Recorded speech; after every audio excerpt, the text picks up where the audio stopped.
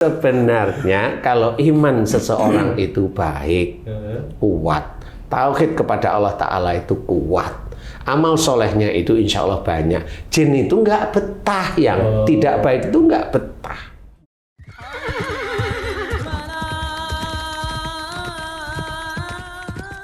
Bismillahirrahmanirrahim. Assalamualaikum warahmatullahi wabarakatuh. Waalaikumsalam warahmatullahi wabarakatuh. Para pemirsa dan sahabat beriman dimanapun berada, alhamdulillah kita berjumpa lagi di Ustadz Danu Official Channel.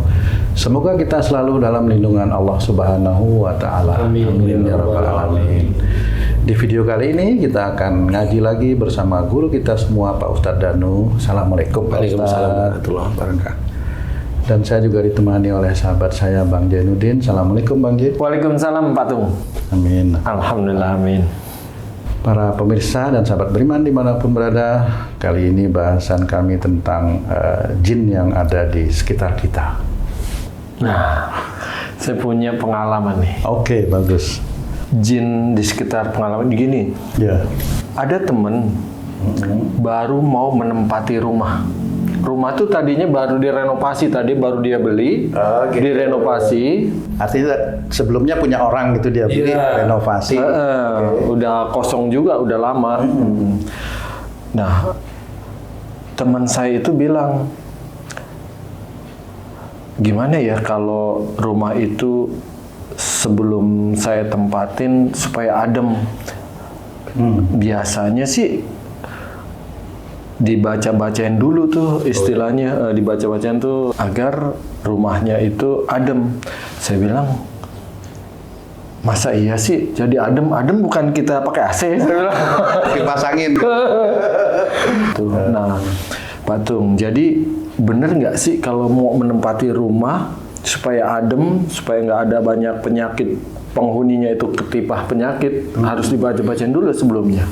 Nah, kita harus tanya Pak Ustadz. Kalau seperti itu bagaimana Pak Ustadz?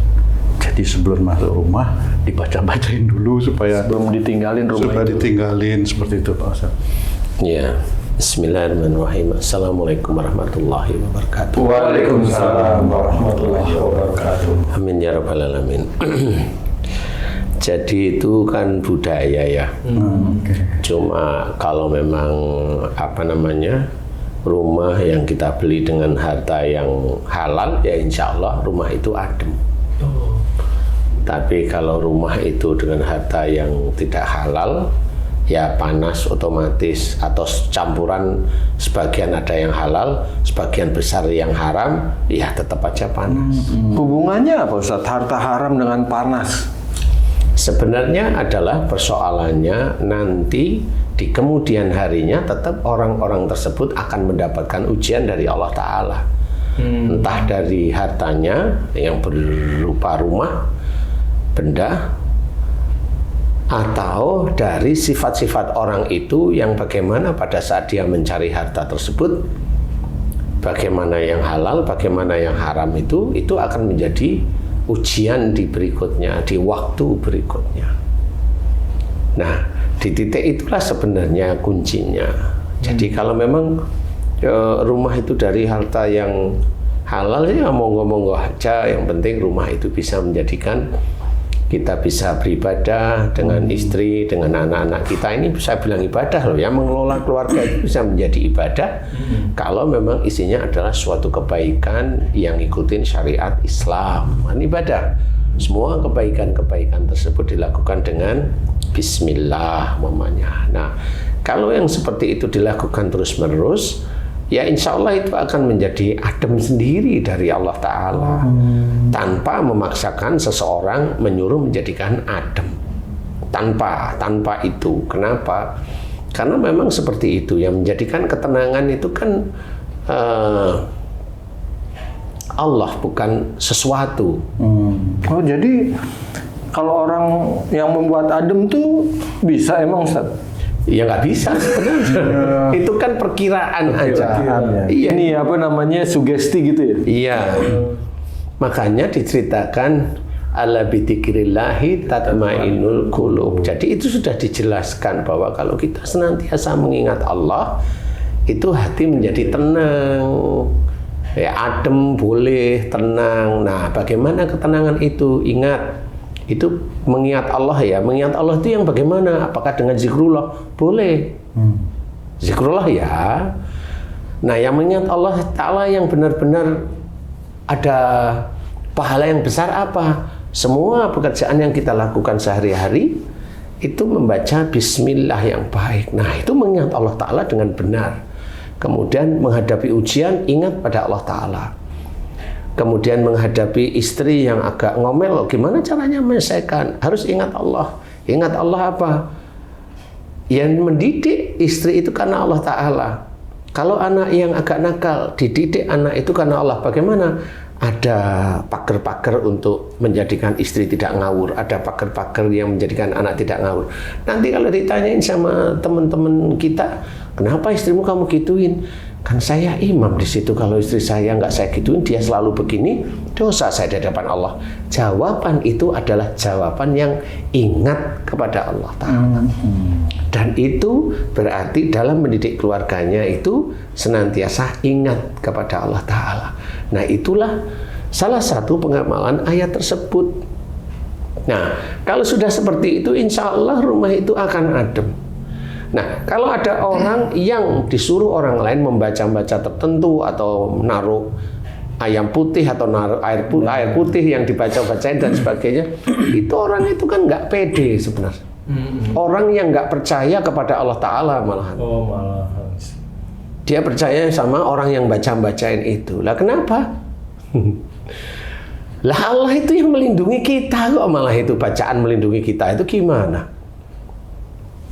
Yang melindungi kita bacaan apa? Allah itu harusnya paham. Loh, bacaan ini kan bacaan Islami. Loh, iya. Yang jelas itu yang harus kita pikirkan itu, kalau kita itu berdoa kepada Allah Ta'ala, apakah Allah langsung mengabulkan? Kan enggak. Tapi kalau kamu berdoa kepada Allah Ta'ala langsung dikabulkan, apakah itu ciri imanmu kuat? Kan enggak juga. Padahal dia doanya dikabulkan sekali, yang lain nggak dikabulin, kan gitu ya. Atau dia berdoa sekali tapi semuanya yang diinginkan dikabulin, itu bagaimana cara menilai? Kan harus hati-hati. Bisa aja dia imannya itu sebenarnya biasa-biasa aja, malah rontok, banyak rontok, tapi dia berdoa sekali dikabulin sama Allah Ta'ala terus-menerus. Nah, itu kan namanya istidraj. Gak bisa kita seperti itu. Nah, bagi orang-orang yang nggak pede, rumahnya dibegitu-begitukan, itu namanya nggak pede dia. Mau kemana? Takut apa kamu? Kan gitu. Takut ada sihir. Dari mana? Kalau imanmu kuat, insya Allah nggak kena sihir. Oh, berarti kalau seseorang menempati rumah kosong yang baru dia beli, yang sebelumnya orang bilang di situ Angker gitu. angker, Ada jin. karena udah lama nggak ditempati, dia beli gitu. Nah, dia kan jadi was-was nih. Jangan-jangan masih ada nih. Takut diganggu. Kira-kira. Jadi itu kan ada proses tuh, nempatin sampai bertahun-tahun. Nah, apa yang harus dikerjakan, Ustadz? Apakah dia tetap syariat yang dikerjakan terus-menerus, atau ada doa khusus supaya dia aman di situ dari gangguan jin? Gini, sebenarnya orang itu secara harfiah itu kan nggak tahu jin. Lah kok bisa dia suuzon jin, takut? Nah itu kan harus dipikirin juga. Makanya kalau ada orang, oh ini kan udah lama tidak ditempatin, yuk ini dia dibaca-bacain. Itu kan orang yang ngarang-ngarang sendiri. Takutan sendiri. Coba kalau yang tukang baca itu, dunia ini lo dibacain biar bersih dari jin. Kan gitu, dunia ini bacain. Jangan dunia deh, se-RT nih. Lah iya, Jinnya kemana hanya itu? cuma rumah gitu loh. Lah biar jinnya pergi dari dunia. Dia nggak bisa.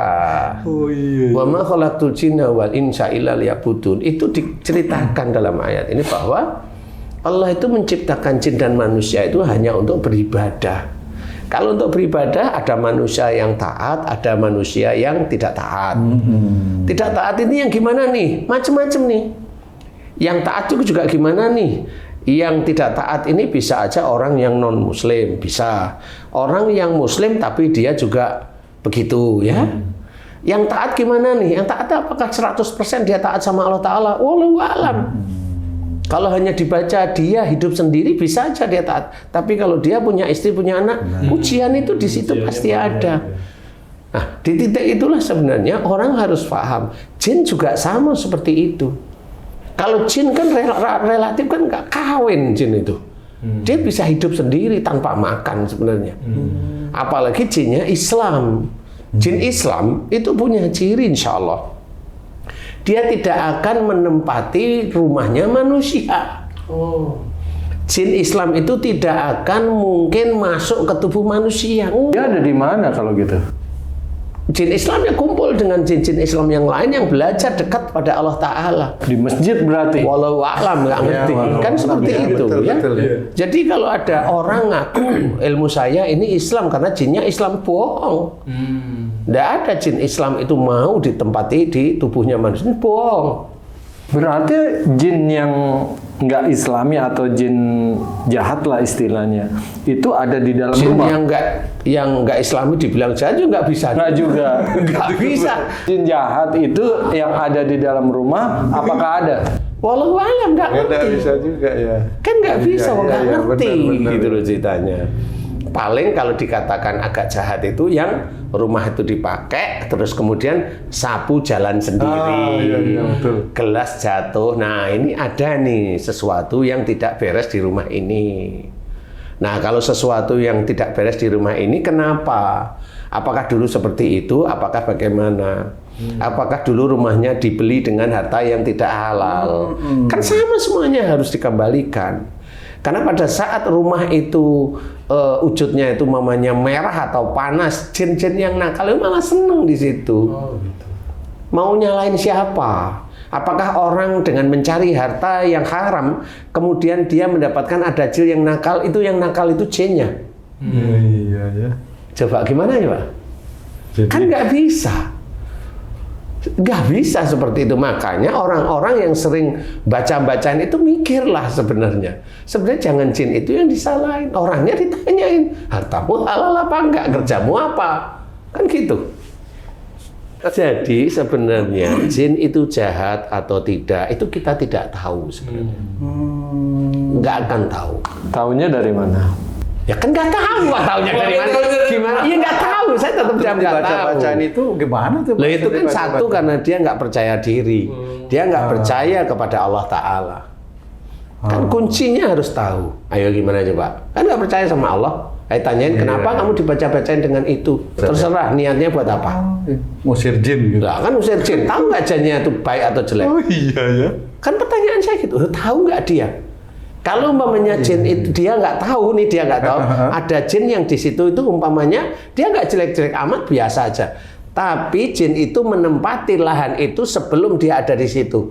Kalau kita bertanya pada hakim nih, hakimnya jujur nih ya, tanah itu milik jin atau milik manusia? Lah kan jelas. Minta ganti rugi dong saat nanti kalau boleh diusir tapi ganti rugi. Makanya itu nama jin kan sama. Kalau orangnya itu sendiri diusir sama orang lain, marah nggak? Marah. Lah ya sudah, jangan lakukan itu. Sebenarnya kalau iman seseorang itu baik, kuat, tauhid kepada Allah Ta'ala itu kuat, amal solehnya itu insya Allah banyak. Jin itu nggak betah, yang tidak baik itu nggak betah.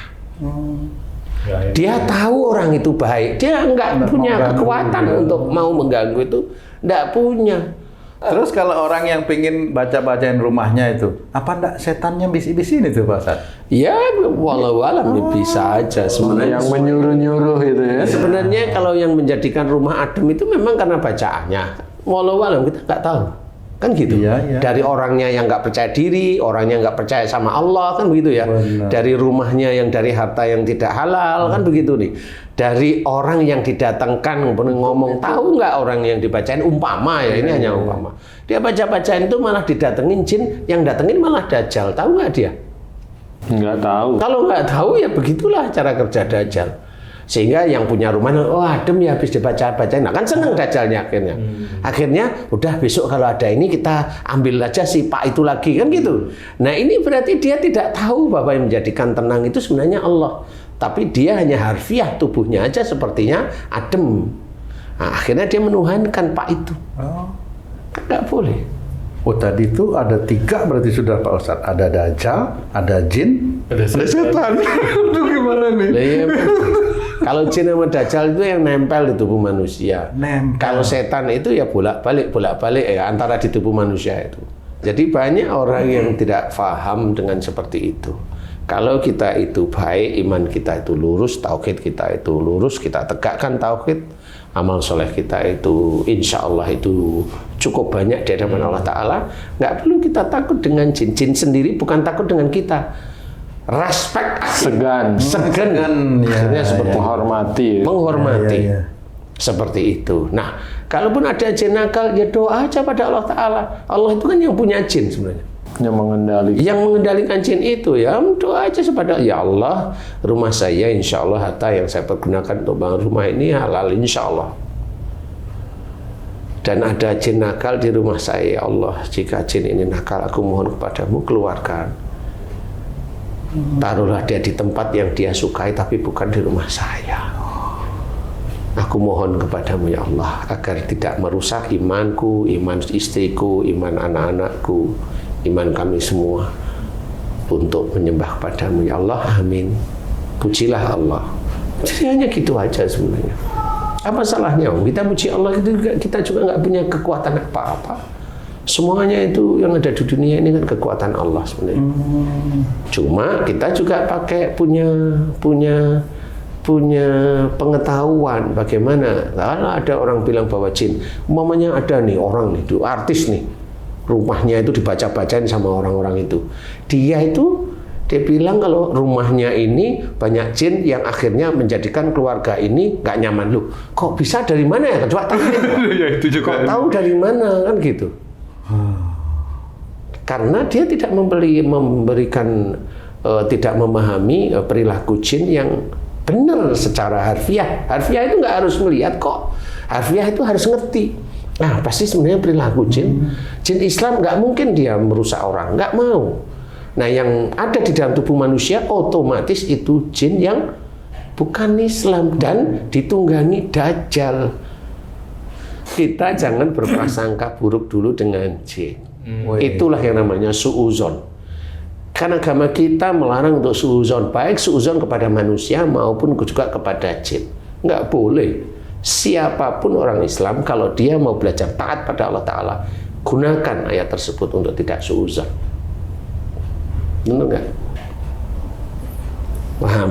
Kembalinya ke akhlak lagi ya, Ji, ya? Bagaimana kita berperilaku ya? Insya Allah semuanya itu akan dilihat oleh Allah Ta'ala. Iman kita, kekuatan iman itu Allah yang tahu. Tauhid kita Allah itu yang tahu. Kita dilarang mengejek orang lain.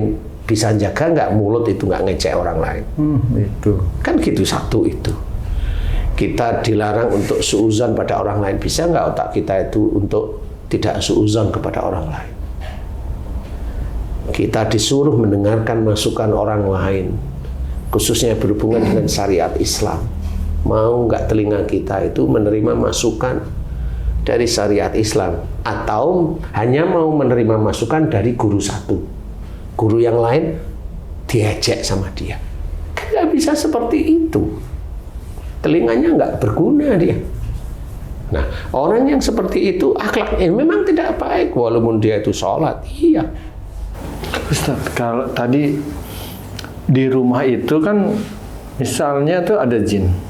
Penghuni rumah itu kan nggak hanya, ya, penghuni rumah itu kan nggak hanya suami, pasti ada anak, ada istri misalkan gitu kan. Kalau semuanya ini berbuat dan berakhlak baik, jin ini akan segan pergi. Tapi kalau jangankan semuanya, kalau ada satu aja anggota keluarga ini yang tidak baik, apakah jin itu tetap ada di situ? Insya Allah masih ada. Oh gitu? Iya. Jinnya itu jumlahnya itu berapa tuh? Kalau satu orang itu? Lah ya jangan tanya saya, wong saya itu nggak sensus para jin. Ya jangan tanya. Mungkin dalam satu rumah cuma ada satu, gitu kan? Kan persoalannya bukan masalah jinnya ada berapa. Kalau saya langsung itu ditegur yang baik, itu yang kurang baik. Nah udah selesai. Itu. Kan nanti kalau dia berbuat baik, kan jinnya pergi sendiri. Lah ngapain kita mikirin jin? Kalau dia berubah. Lah iya. Kalau nggak berubah, tetap ada di situ. Lah iya. Masya Allah. Makanya dibaca-bacain itu tadi kan gitu jadi. Karena dia nggak pede. Kan gitu. Dia nggak yakin dengan Allah, itu nggak yakin dia.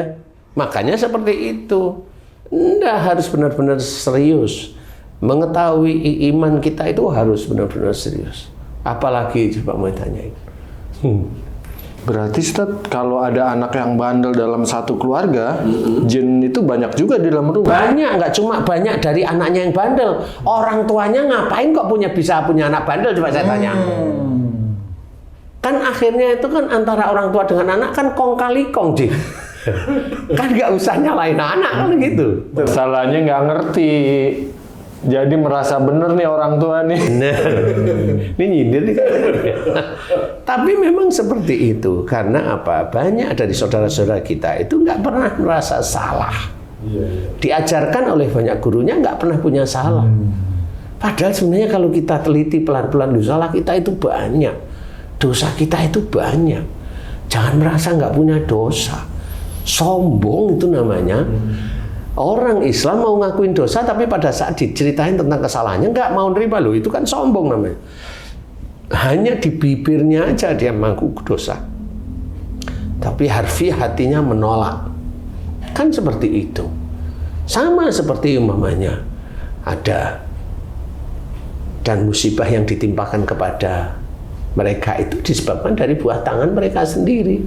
Paham nggak? Ayat itu menjelaskan bahwa orang Islam itu harus evaluasi, harus muhasabah. Kalau semua musibah ditimpakan pada kita, itu karena kesalahan kita. Semuanya. Itu ayat Quran bilang seperti itu. Ya, tapi kalau nggak mau terima, monggo. Kan akhirnya Allah itu orang yang nggak mau terima kan masuk ayat yang lain. Ayat yang mana? Atiullah wa rasul fa in tawallaw fa innallaha la yuhibbul kafirin. Taatlah pada Allah dan Rasul. Taat pada Allah, taat pada perintah Allah yang ada dalam Quran. Taat pada Rasul, mengerjakan sunnah-sunnah Rasulullah. Fa in tawallaw, jika engkau berpaling. Jika engkau berpaling berarti awalnya lurus. Berarti ini orang muslim. Jika engkau berpaling berarti dia tidak mau nerima nih dari Allah Ta'ala. Itu berpaling. Maka sesungguhnya Allah tidak menyukai orang-orang yang kafir. Jadi sebenarnya berpaling dari satu ayat pun Allah sudah menceritakan itu kafir. Bukan saya, itu Allah. Saya hanya mengajak, ayolah, pahamilah, kan gitu. Bagaimana kalau sudah begitu? Pertanggungjawaban itu besok di akhirat. Bukan hanya pinternya otak. Enggak. Pertanggungjawaban itu di akhirat. Pinter memang dia dititipin pinter, tapi kalau keblinger terus ya nggak bisa. Taat itu bukan pinter, pinter itu bukan taat. Taat itu mengerjakan yang diperintahkan. Pinter itu hanya dasar aja dia berilmu. Taat itu mengerjakan yang diperintahkan. Kan seperti itu. Nah, inilah yang harus kita ketahui, bahwasanya jin di sekitar kita banyak. Tapi jangan sembarangan asal pukul jin. Itu aja kuncinya. Kalau memukul jin sembarangan, tidak tahu jin itu baik atau enggak, atau jin itu sebenarnya biasa-biasa aja, atau jin itu sebenarnya hanya cuma numpang di rumah biar tidak kepanasan, tidak kehujanan, dan dia memang tidak rewel, tidak pernah ganggu, kemudian dipukulin ke sana kemari dengan bacaan-bacaan mantra-mantra yang aneh-aneh seperti itu, ya kamu akan bertanggung jawab besok di akhirat. Sama seperti Haji C punya rumah, saya ngusir Haji C, emang mau? Kelihatan nggak mau. Bener. Kan gitu. Iya kan? Iya. Kan nggak mau ya, berpikirlah seperti itu. Kalau emang nggak mau ya janganlah. Normal aja sebenarnya. Allah itu akan menjaga orang-orang yang beriman. Dijaga. Loh kok masih nggak percaya sih? Allah itu melindungi bagi orang yang beriman. Ya Allah yang melindungi. Loh kok masih nggak percaya? Kalau nggak percaya berarti kamu yakin bahwa imanmu kurang. Nah ini yang harus kita ketahui. Bahwasanya jangan sembarangan rumah itu dibaca-bacain yang aneh-aneh, tidak perlu. Dekatkan kita pada Allah Ta'ala, kuatkan iman kita pada Allah. Kalau kita mengucap la ilaha illallah, tidak ada Tuhan selain Allah, itulah yang kita sembah, itulah yang kita mintain pertolongan. Jangan kita minta pertolongan pada bacaan, jangan kita minta pertolongan pada daun, jangan kita minta pertolongan pada bunga, jangan minta pertolongan kita pada jin. Nggak boleh, itu syirik namanya, apapun bentuknya itu syirik. Jadi kita harus belajar lurus. Insya Allah kalau memang iman kita itu dikuatkan oleh Allah Ta'ala, diizinkan, jin itu akan segan dengan sendirinya. Segan, ngomong aja sopan jin itu. Insya Allah seperti itu. Kalau jin itu nantang-nantang dengan orang yang mau ngeluarin, ya sudah, sebenarnya sama. Orangnya dengan jinnya itu sama. Kenapa? Iya, makanya jinnya nggak mau keluar. Lah, jinnya ngerti kalau yang orang yang bacain itu juga temenan, dia di dalam. Dia aja yang merasa dirinya hebat. Jin itu bisa membaca orang itu tentang keimanannya, Ustaz? Insya Allah. Itu jin itu hanya cuma lihat seberapa banyak teman-temannya ada di tubuhnya, cukup kok. Itu udah menandakan. Udah menandakan. Jadi yang harus difahami, belajar untuk mengerti bahwasanya jangan sembarangan kita mengusir jin. Jangan sembarangan. Kenapa? Sama. Nggak usah jin. Preman itu loh diusir. Kan gitu. Kan dia bikin masalah. Usir aja, jangan jin. Benar. Berani enggak ya? Kan gitu.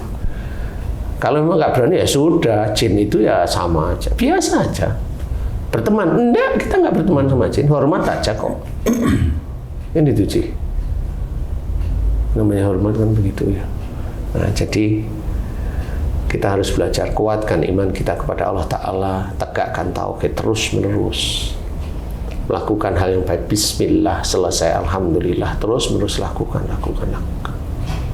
Insya Allah mudah-mudahan kita dilindungi oleh Allah Ta'ala. Amin. Wallahu a'lam. Alhamdulillah. Terima kasih banyak Pak Ustadz penjelasannya.